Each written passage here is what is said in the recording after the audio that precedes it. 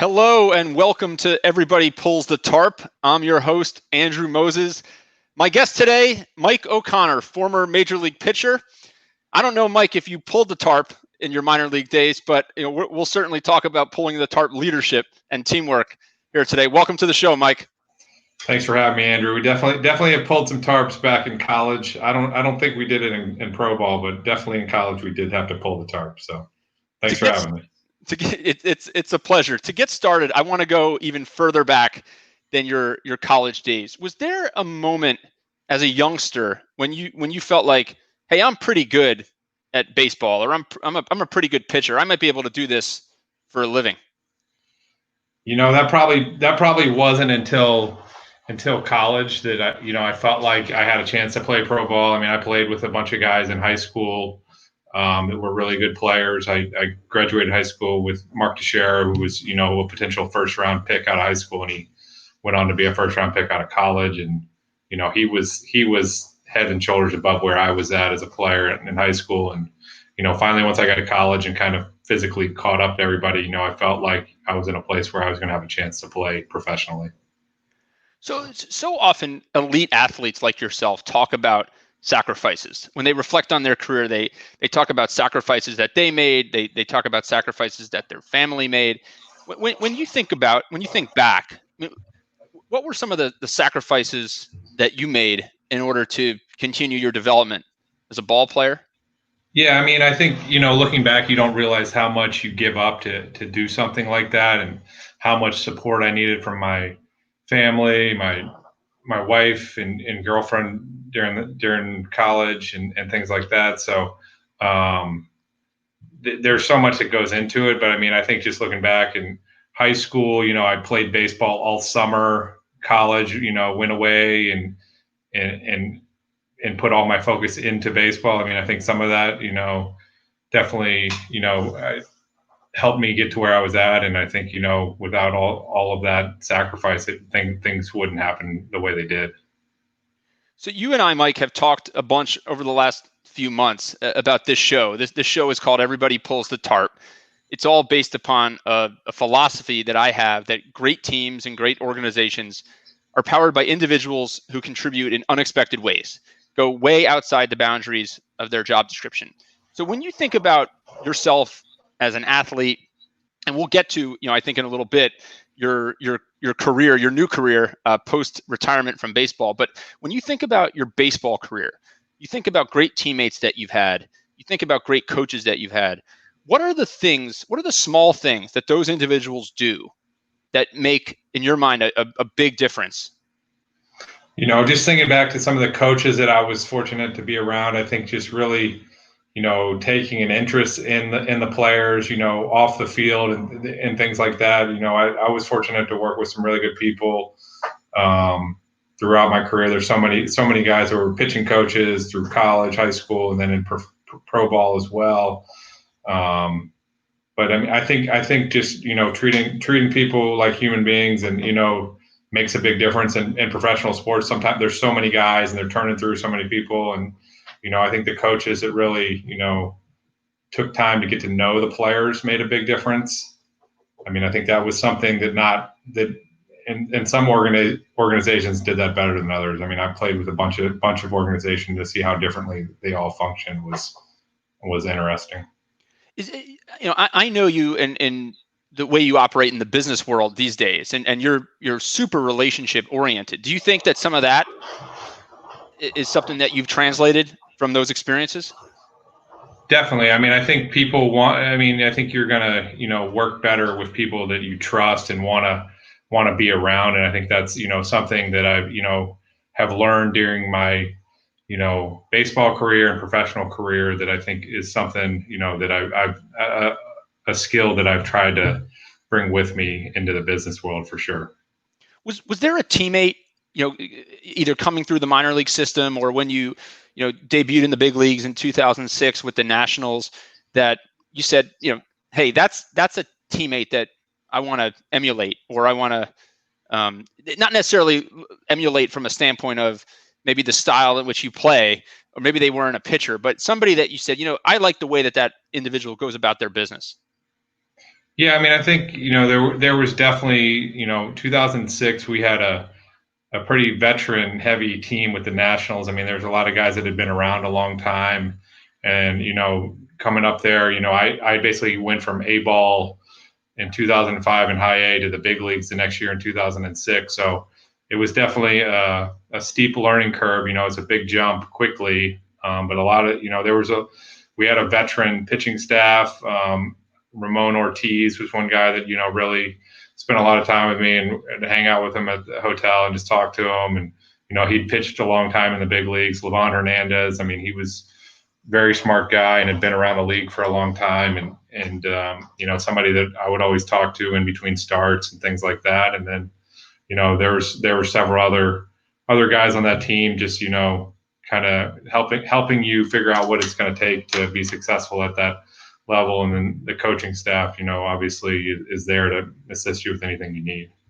So you talk about a pretty significant jump there from, I guess it was high A ball to the big leagues next year. Obviously, the Nationals at that point they were bringing some great talent through the system. What's that jump like in terms of how it recalibrates you?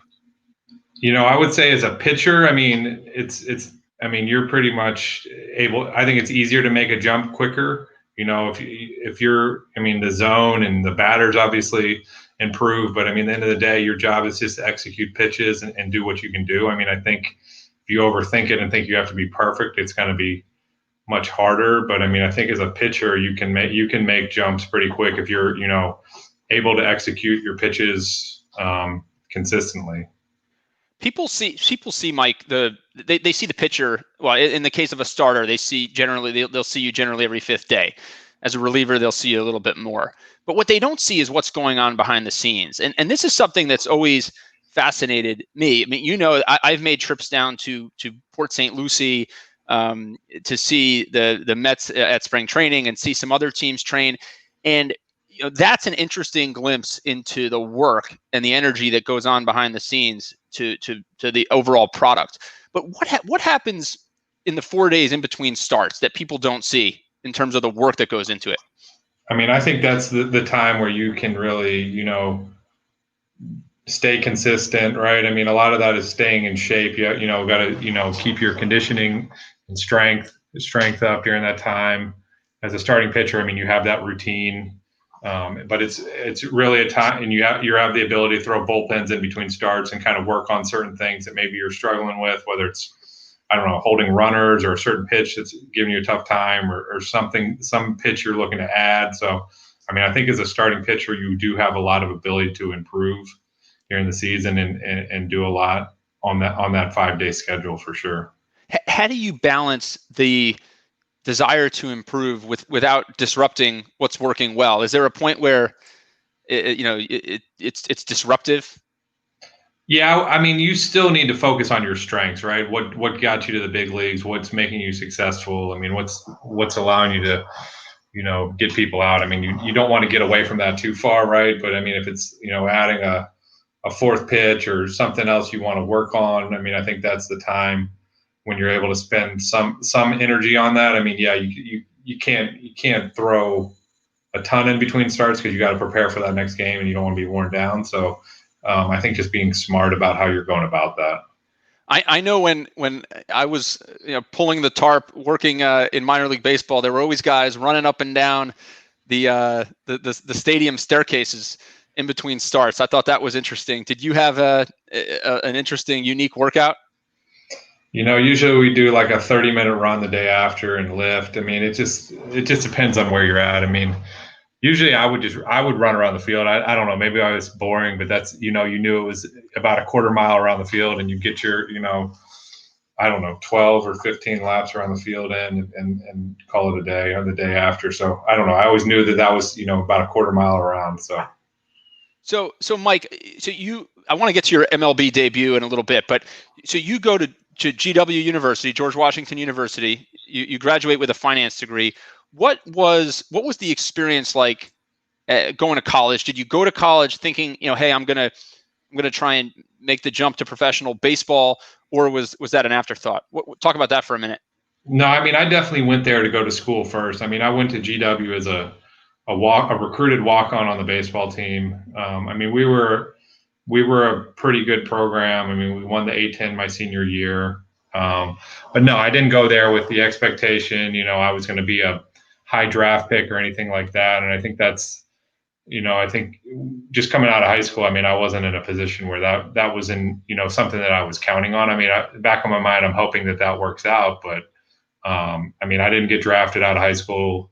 I had some schools that were willing to offer me scholarships, but at the end of the day, I felt like GW was the best fit academically, and I really liked the coaches and the program there. I felt like it was somewhere that I could go and compete right away, and we had a program that could potentially win our conference, and that's what I wanted to do.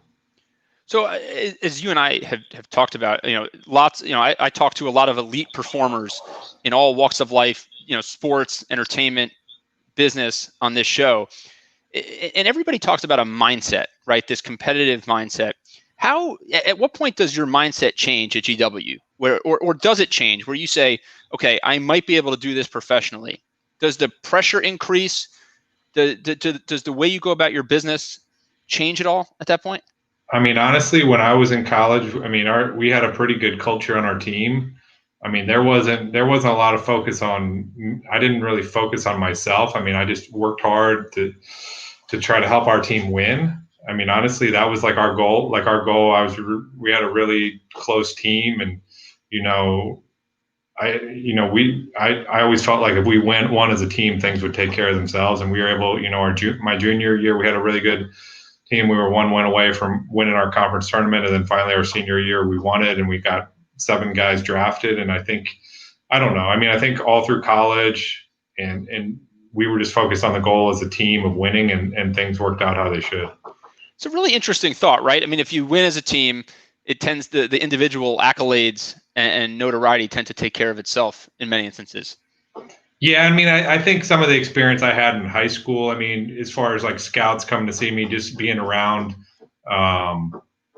just graduating high school with Mark Scherer and having all these scouts around, it wasn't something that I was like, oh, I have to do this. I knew they're going to, people are going to come to certain games and they're going to see what they want to see, right? So, I mean, there was a certain point halfway through my senior year that, there was scouts that came to watch me, and then things like that. But it wasn't like I had 30 scouts there. There may be 4 or 5 guys that came one day to make sure they saw me pitch.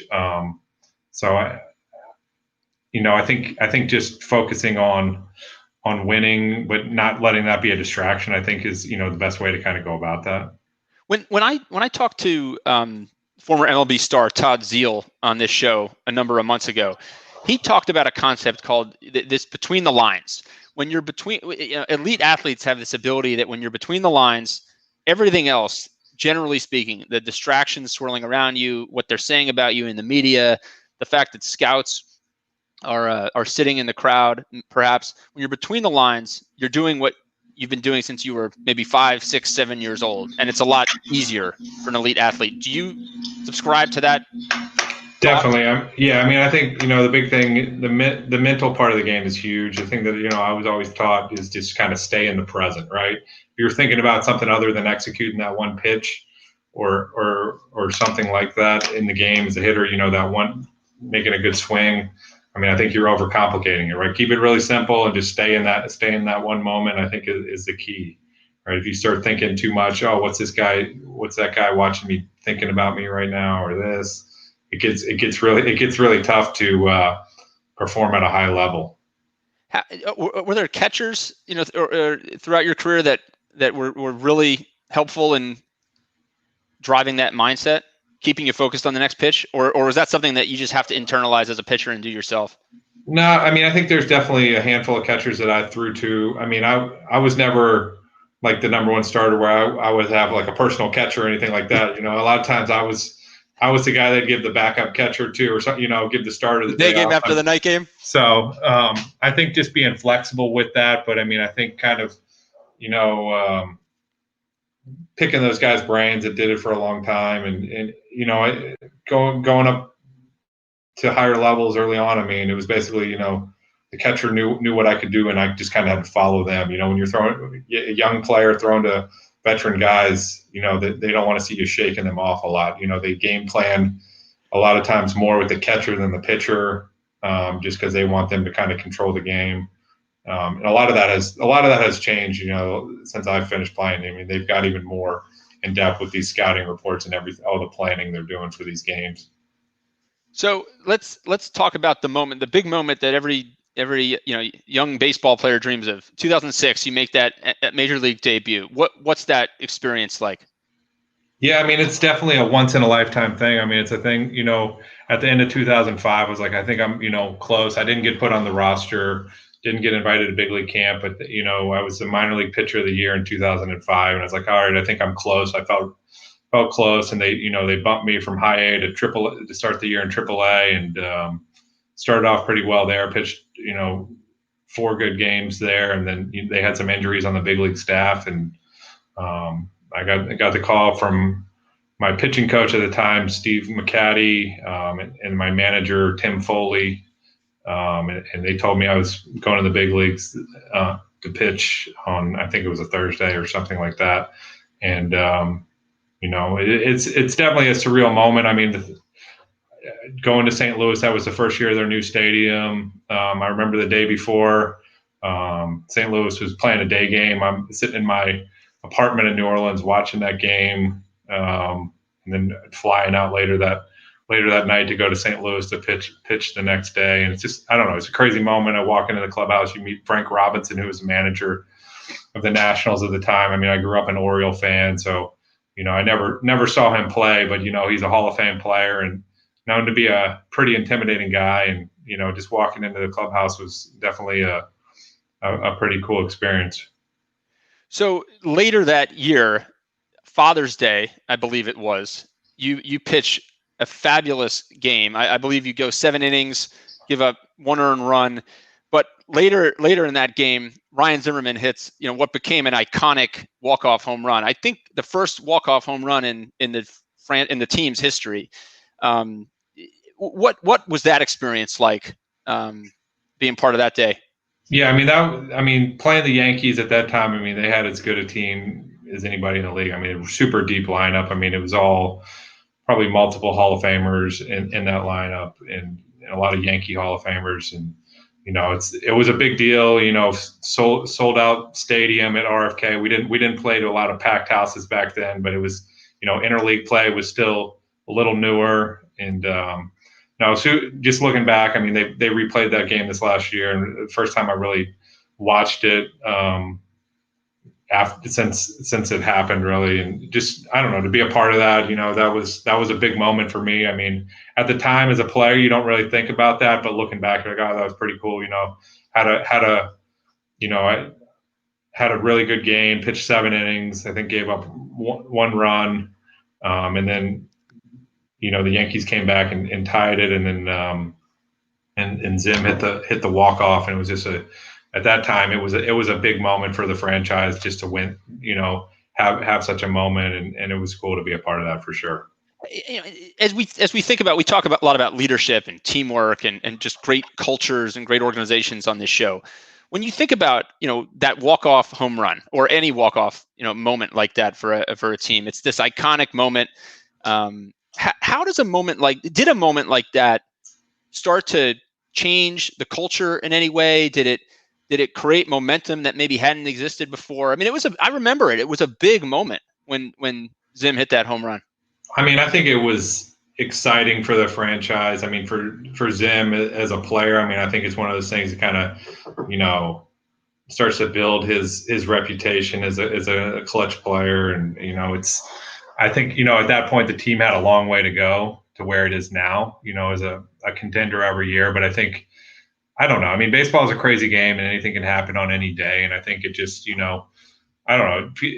It was one of the few bright spots from that season. I mean, we started to play pretty well middle of the season, and got to close to 500 at one point. But it was there were some other teams that had some deeper lineups, and we did that year for sure. So your career starts, and then it's a little bit, in terms of injuries. You have to go back down to the minors a bit. You got to work your way back, rehabbing some injuries. elbow surgery. What's that experience like? I think, when I think about resiliency and the mental side of anything, right? When you reach that place that you're striving for, and then it gets taken away from you, either due to injury or for some other reason, how does that impact you, and how do you navigate that? I think it definitely wears on you. I mean, rehabbing from an injury, I mean, mentally, you feel good, but your body just won't let you do something, right? I mean, yeah, I had elbow surgery, and basically after 2006, I had to almost start over again because like the whole next year was almost a wash. And then finally the next year when I came to spring training, velocity came back and things were close back to normal. But you just never, you don't know what's going to happen, right? Your arm is so fragile as a pitcher. And, if you just lose, like for me, I wasn't a guy that could go out there and compete at 85, 90%. I needed to be, I just didn't have that velocity and stuff if I wasn't 100% to compete at the highest level. So it definitely, I don't know, makes you not want to take things for granted. I think, you just never know how long something's going to last.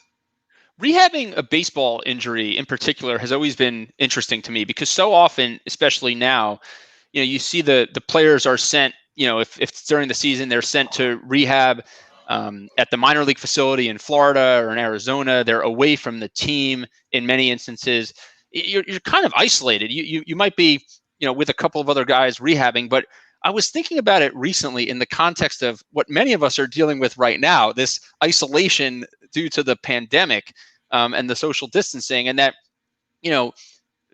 the colleagues that I work with on a daily basis, we're all in different locations. There's not that camaraderie that you would get, let's say, in your world in baseball in a clubhouse. Talk about that for a minute. Is it isolating? Definitely. I mean, I remember, being down in Florida. This is 2007, but I mean, there was a handful. There was, 2 or 3 other guys that were on the big league DL, and we were rehabbing down there.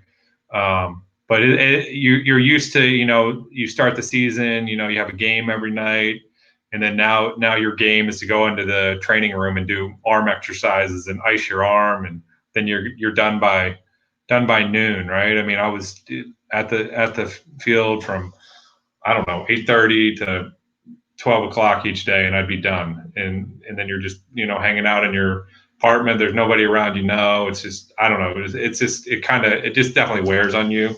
I mean, for me, I felt like I was, missing out on my opportunity to kind of establish myself as a big leaguer. But I mean, at the end of the day, I mean, you got to just kind of focus on what you need to do. But it does wear on you. I don't think it's perfect how teams do it.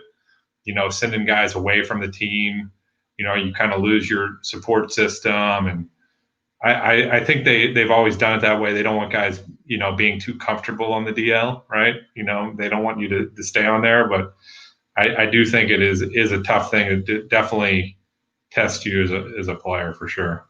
Now, don't get me wrong. I love Port St. Lucie, Florida. It's one of my favorite places, on the earth, but it's got to be lonely certain times of year. Yeah, at the time the Nats were in Melbourne or Vieira, Florida, and once spring training ended and all the people from up north went home, it's pretty quiet there, right? So there's not a whole lot going on down Right. there. That's right. So let's before I let you go, Mike, I want to talk about what you're doing now, and the transition to the business world that you made. So you retire from baseball, and you're essentially, launching a new career. Talk about what you're doing, the last couple of years here.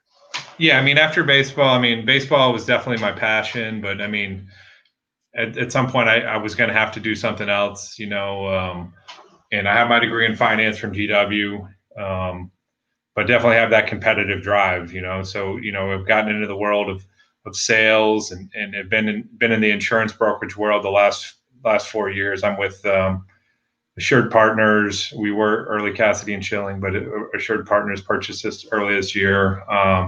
And essentially, I work with business owners, high net worth individuals, and some professional athletes. So kind of do a bunch of different things. But the one thing that I've really found in sales that I think's been key for my success is really just finding ways that I can provide value outside of just helping somebody place their insurance, helping them grow their business, helping them with contacts and things like that. And that's the part that I've, really enjoyed, and you feel like you're part of a team again. And it's been a good fit for me. And, being in sales, I think, a lot of the skills that I learned through sports, have allowed me to transition into this world, dealing with pressure, dealing with problems and things like that. Something that I'm used to doing.